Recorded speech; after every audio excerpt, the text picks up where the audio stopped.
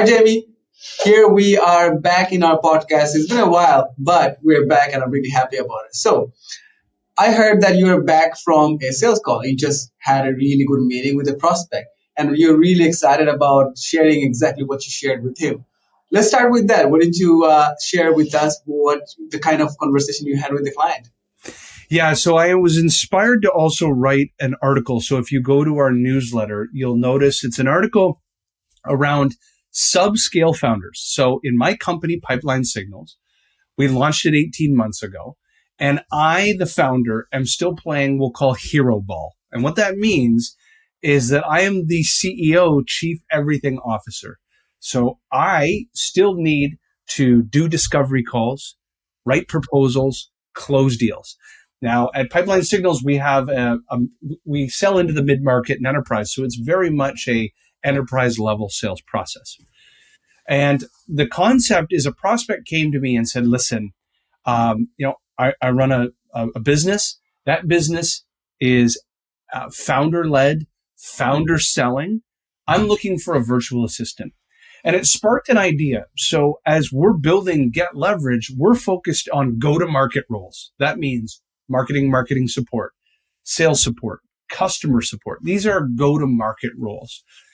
But I hadn't originally considered that the virtual assistant is in fact a go-to-market role. But if you have to look at it from the lens of the founder. So here's the challenge. As a founder, you have $5 an hour tasks and you have $500 an hour value creation. If you are a founder-led sales organization, and we'll call it subscale, meaning under 50 employees, you either have to find leads yourself, or you have to take leads that come to you, that come inbound, and qualify them. Then you have to do discovery calls. You have to write proposals and so forth. And every moment that you are not either prospecting or following up on your demos or running efficient demos and being prepared for these meetings properly, if you're not building buying consensus with the buying committee, then you're actually stealing from your own future growth. And so the virtual assistant, while you might say to yourself, do I have enough things for them to do? I haven't created a standard operating procedure. I haven't even documented half the $5 an hour tasks that I do. If you don't tackle these right away, what's happening is two things. And I'm going to tell you a real life story.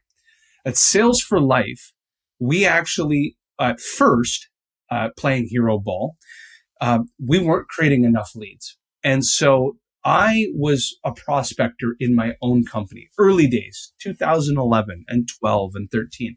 But then we got busy and prospecting became a part-time job. And then you couldn't even call it part-time at that. It became so fractional, it barely happened.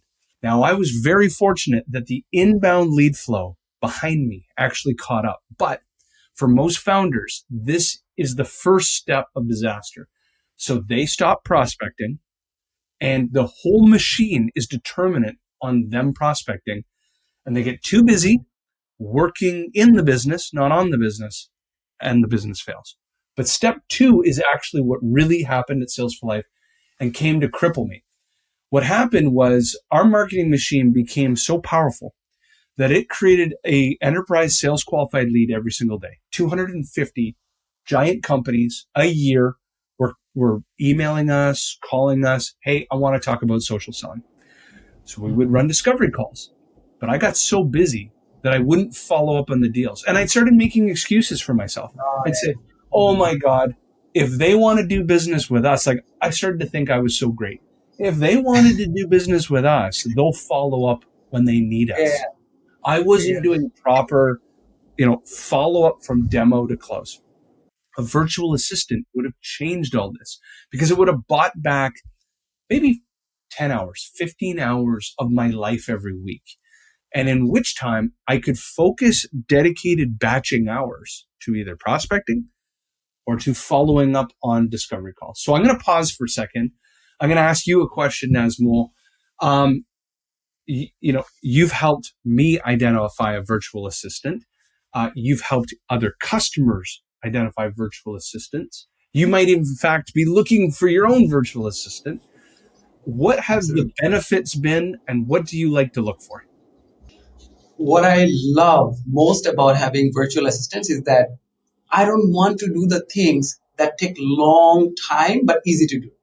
They're founders, they, if I'm not wrong, founders love solving problems, but they don't want to keep solving the problem that they have solved like a month ago or 2 months ago, and they keep doing the same thing over and over again. Founders, they keep saying, hey, give me a problem, but give me like big problem, give me good problems. And the definition of good problem is like complicated or complex problems. So what I love about having virtual assistants, and let's talk about the sales part only. I think often founders think about, hey, if I hire a sales assistant or a virtual assistant, right, will he or she have enough job? We don't even have to think about that. We don't have to think like that. It's okay if we hire somebody for 10 hours a week and that person is just working 5 hours a week. Think about how much time that person is saving from your time, right? That's the way we should be thinking, and not, hey, I just hired somebody, he doesn't know, she doesn't have enough work. But maybe, you brought up one of the things that we need to do definitely is following up. If the virtual assistant keeps following up in the right manner, think about how much money we can generate. Just think about it just once, right?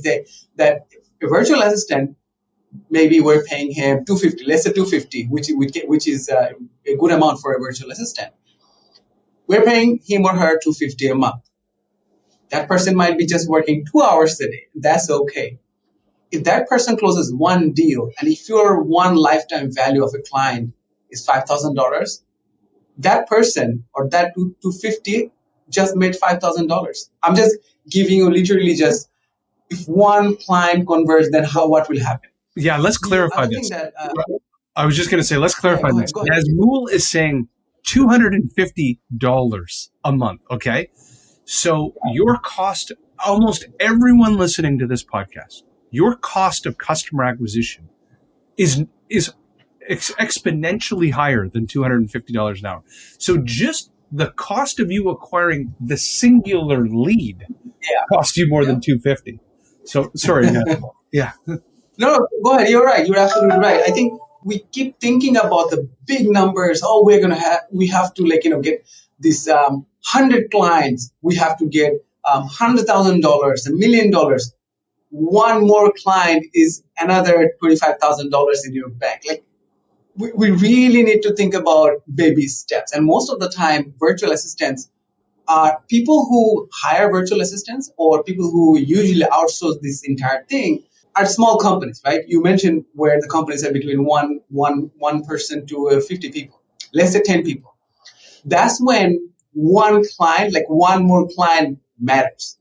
Getting, us having like $8,000, from $8,000 to like only $12,000 matters. So let's think like that, and let's get a virtual assistant so that we can get one more client per month. I think that's the best way I can input it.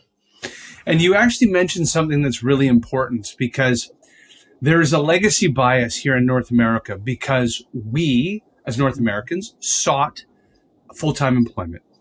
We want full-time employment for our North Americans and our family. And so we think that that's totally normal.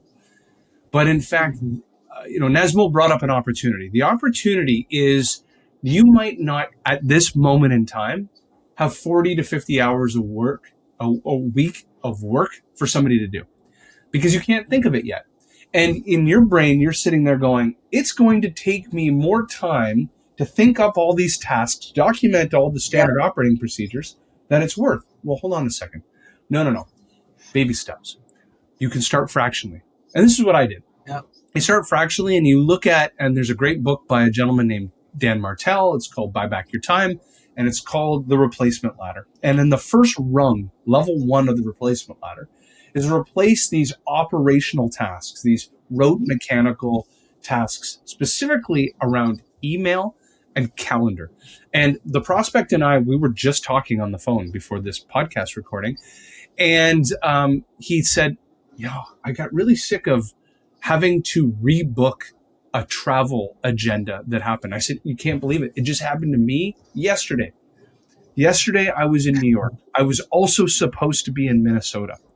So I had to completely redo my flights, my hotels, my car service, everything.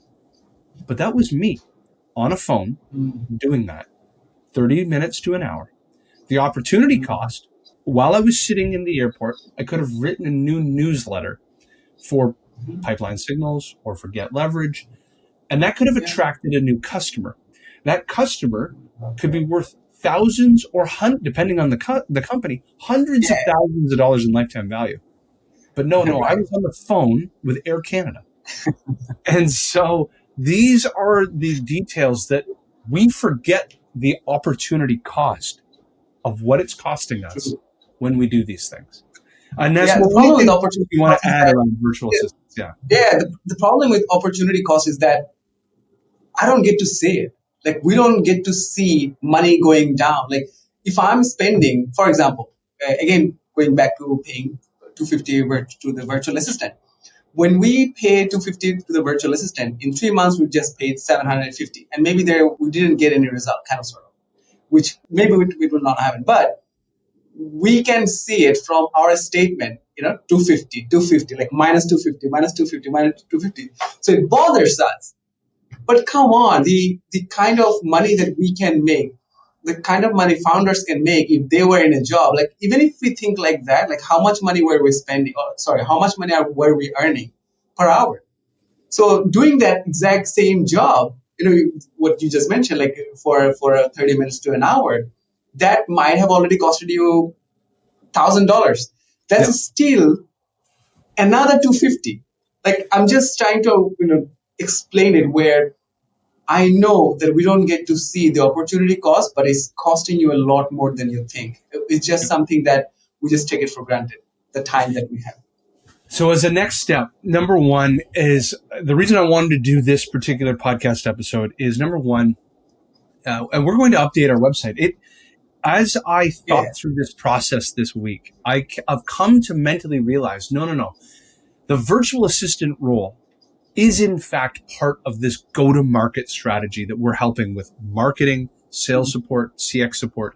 Because guess what? If you look at all of our customers who Get Levrg, they're all in this situation where the founder is still doing the sales. The founder is still coming up with marketing strategy. And so you are go-to-market. You are sales. And so we're just buying back your time. Number two is at Get Levrg, we have the ability to teach somebody who is an existing virtual assistant for you. But more importantly, we can recruit a virtual assistant and enable you to have a successful outcome with that virtual assistant. So as a next step, I would recommend go to our free resources. We have free resources. Like and subscribe to this podcast, but we have free resources on creating standard operating procedures specifically for your virtual assistant. It's actually on the website under free resources. Anything else you want to add, Nazmul? Otherwise, we'll sign out. Yeah, absolutely. If you're watching this on YouTube, do subscribe. Or if you're listening to this on Apple Podcast or Google Podcast, do subscribe and definitely keep in touch. You can definitely find a lot more resources than we just talked about on our website. These resources are absolutely for free for you to use it. And if you think we can do a better job, giving you free resources, if there are anything that you want to mention, we are more than happy to build the resources for you, because we believe if we help you right now, we want to make you feel so good that in future, even if you don't take our service, you recommend us to some other people. Thank you so much for listening. Until next time, see ya. Okay, take care.